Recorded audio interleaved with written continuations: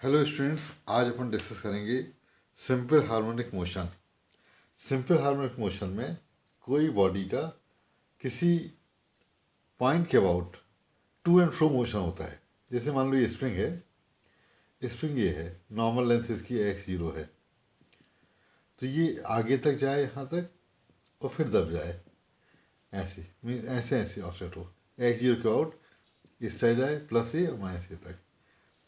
ये मान लो spring vertically hanged है, तो y0 के अबाउट इसका मास ऊपर जाना चाहिए, नीचे आना चाहिए, टू एंड फ्रो मोशन होना चाहिए। सिंपल पेंडुलम है तो ये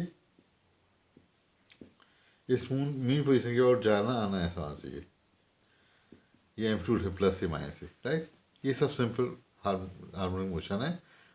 सिंपल हार्मोनिक मोशन की पहचान ये है, सिंपल हार्मोनिक मोशन SHM की पहचान ये है कि टू एंड फ्रो मोशन होगा under the force F equal to minus की एक्स। मतलब एक ऐसा फोर्स जो माइनस ऑफ एक्स से वेरी करे, इसको बोलते हैं रिस्टोरिंग फोर्स। कोई ना कोई रिस्टोरिंग फोर्स हो जिसके इन्फ्लुएंस में बॉडी मूव कर रही हो और वो डिस्प्लेसमेंट से वेरी करना चाहिए, तब वो सिंपल हार्मोनिक मोशन कहलाता है।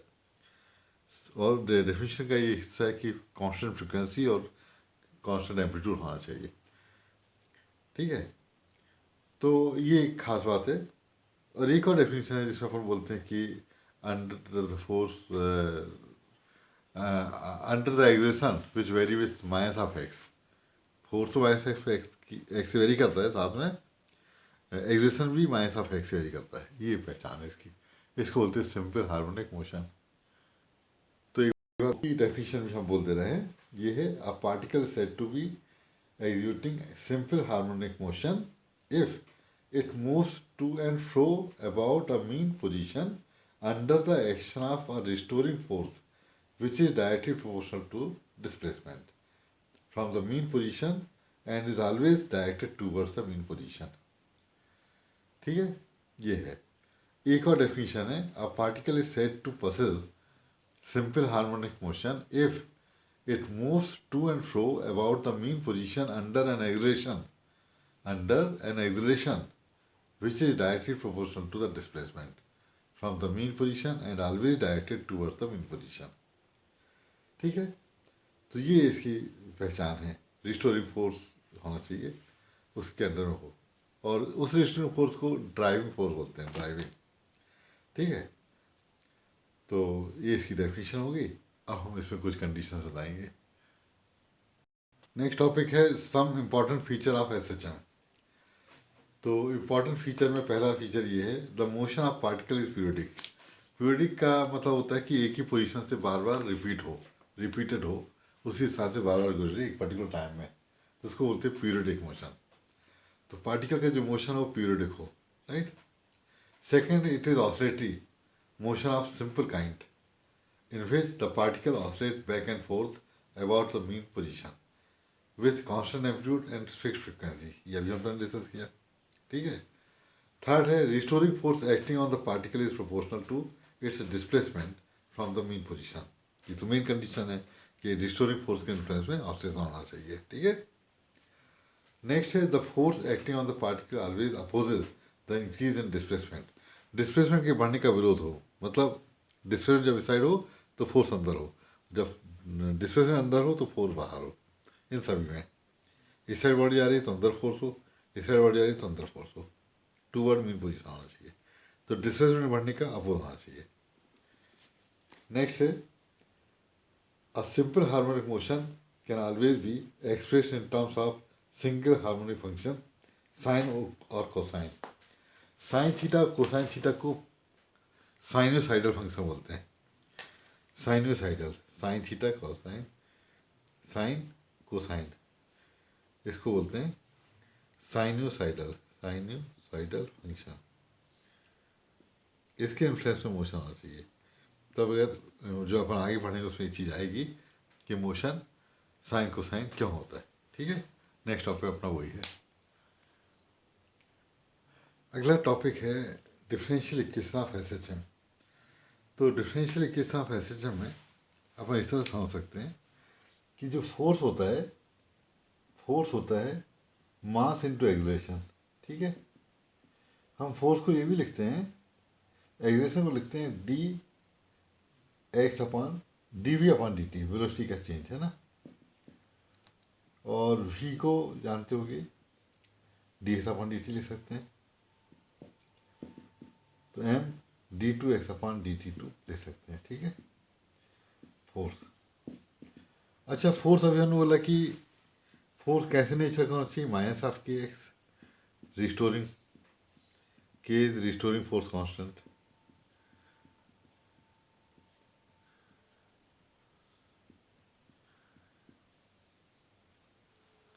यहाँ पुट कर दो माइनस के एक्स, दोनों इक्वेट कर दो, मीन्स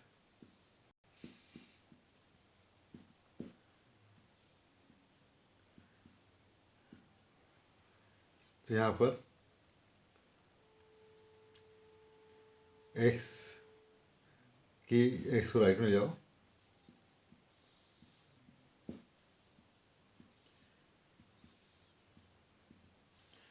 यहाँ लिख दे रहे हैं m into d two x upon d t two plus k x is 0।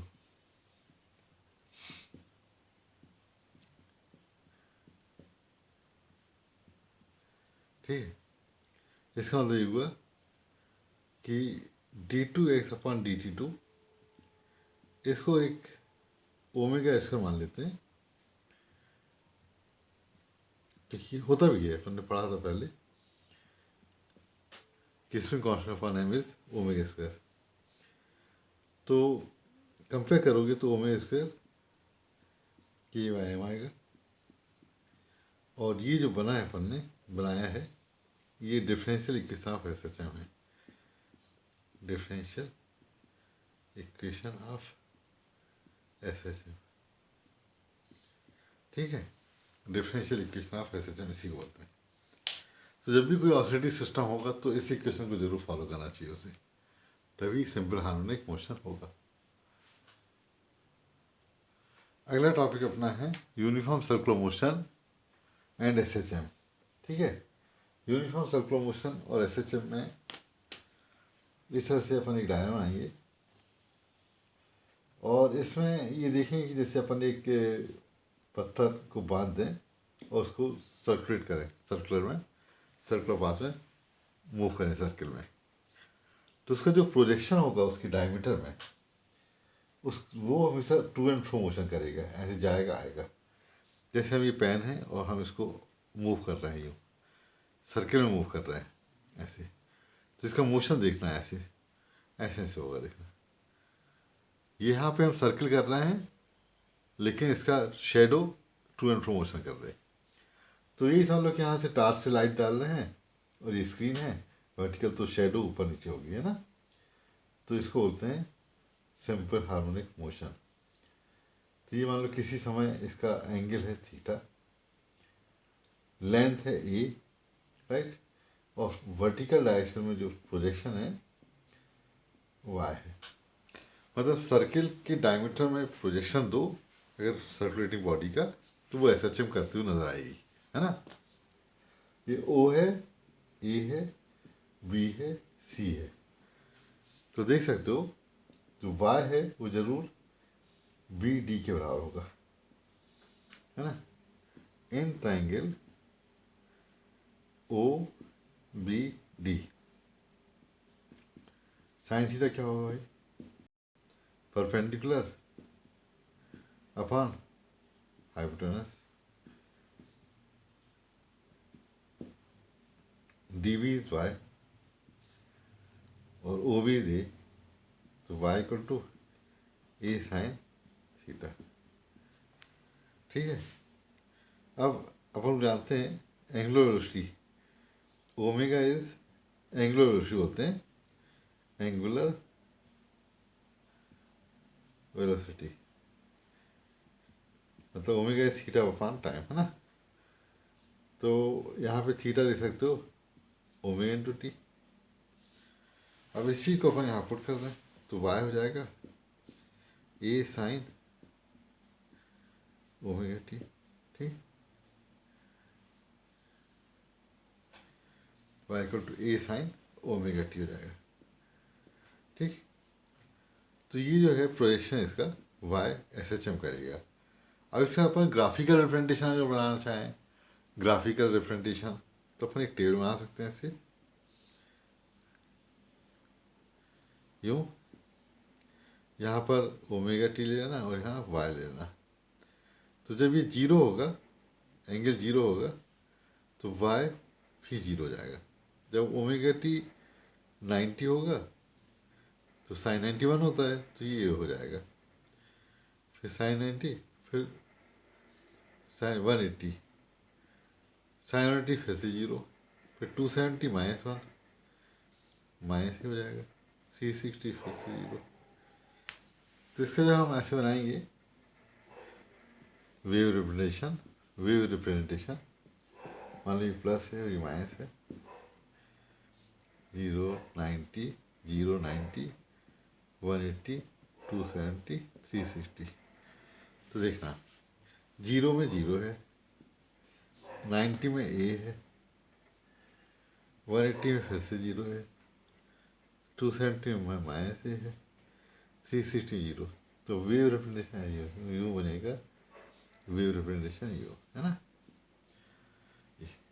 और इसको हम बोलेंगे वेव को ए साइन ओमेगा टी। इसको नोट कर सकते हो, ठीक है।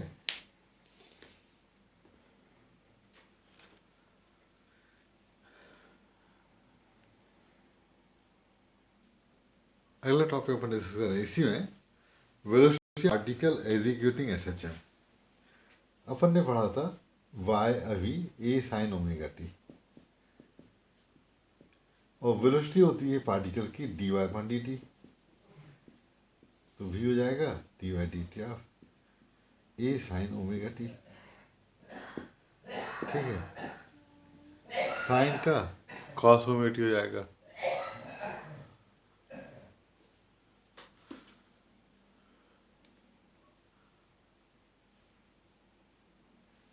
साइन का कॉस ओमेगा टी हो जाएगा इंटू ओमेगा।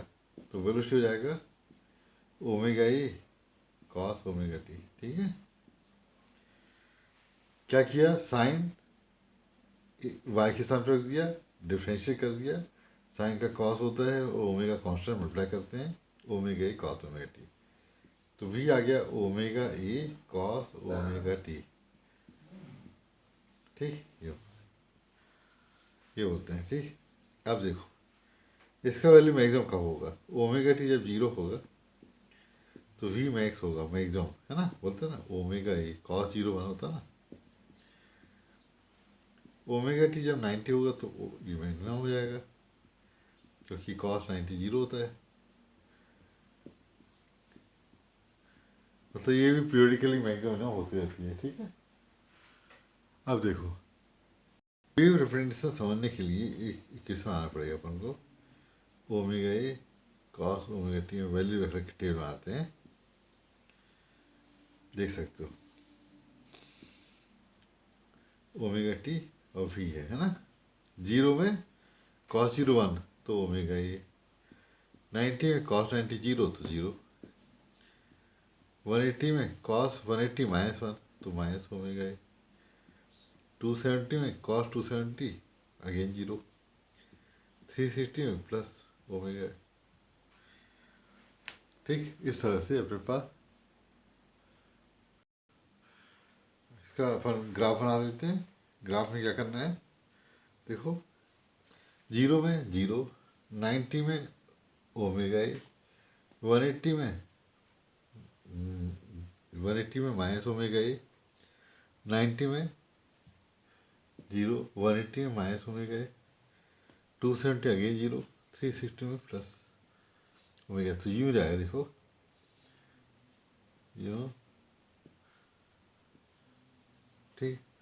तो ये हो जाता है v omega a cos omega t, ठीक है। ये है वेलोसिटी का फार्मूला। इसमें वेलोसिटी का फार्मूला यूज होता है न्यूमेरिकल में। अपन ने यूज किया omega a cos omega t, ठीक है। एक और प्रॉब्लम में यूज होगा अक्सर, तो ओमेगा ए लिखेंगे और कॉस ओमेगा टी लिख देंगे 1 - साइन स्क्वायर ओमेगा टी। और इसको लिख देंगे 1 - sin ω t का होल स्क्वायर। अपन को पता है, अपन ने पढ़ा था y = a sin ω t, ठीक है, अभी पढ़ा था। तो sin ω t क्या हो जाएगा, y/a, यहाँ पुट कर दें इस वाले में, तो v हो जाएगा ω/(1 -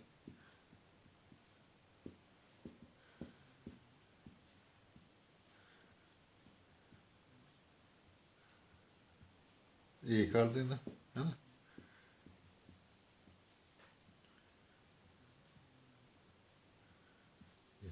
ये आ गया अपना, मतलब v = क्या है, अच्छे से लिख देना है, ω√a² - y², ये आएगा, ठीक। इस तरह से ω√a² - y², इसको नोट कर लो। अगला टॉपिक अपन डिस्कस करते हैं, acceleration of particle executing SHM। Acceleration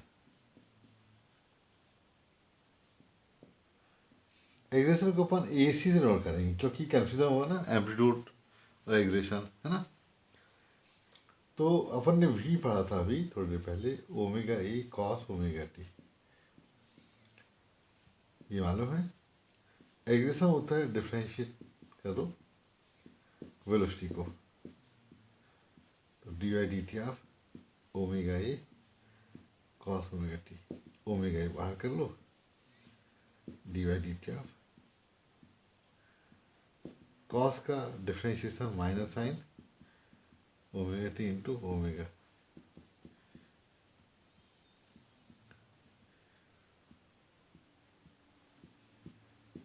ठीक।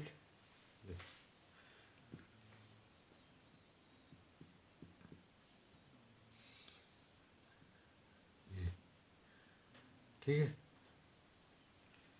साइन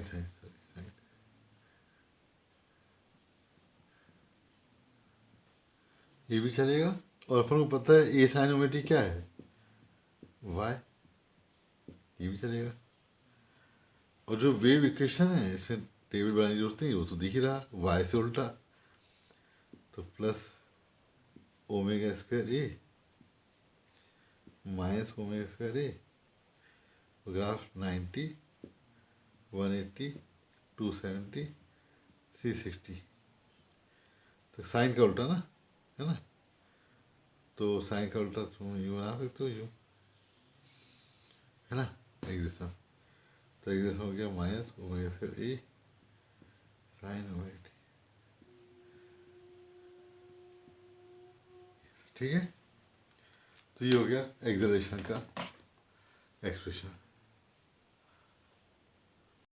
इसी में एक चीज़ और हम बता दे रहे हैं कि एक्सेलरेशन अपन ने पढ़ा -ω²y, अगर इसका एम्पलीट्यूड बस देखें, मतलब मैग्नीट्यूड बस देखें, तो ω²y आएगा। तो acceleration upon y is ω², omega हो जाएगा रूट एक्सेलरेशन अपॉन y, मतलब omega is acceleration upon displacement, ठीक, डिस्प्लेसमेंट। अब देख सकते हो, इसको बोलते हैं 2π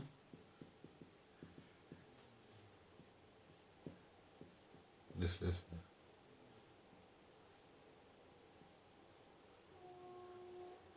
तो न्यू हो जाएगा 1/2π डिस्प्लेसमेंट, नहीं एक्सेलरेशन अपॉन डिस्प्लेसमेंट, ठीक। तो टी होता है इसका उल्टा, डिस्प्लेसमेंट अपॉन एक्सेलरेशन। ध्यान रखना टाइम पीरियड फ्रिक्वेंसी के, ठीक है, इनको ध्यान रखना। तो अभी ये कंटिन्यू रहेगा टॉपिक, नेक्स्ट वीडियो में भी यही रहेगा, ठीक है।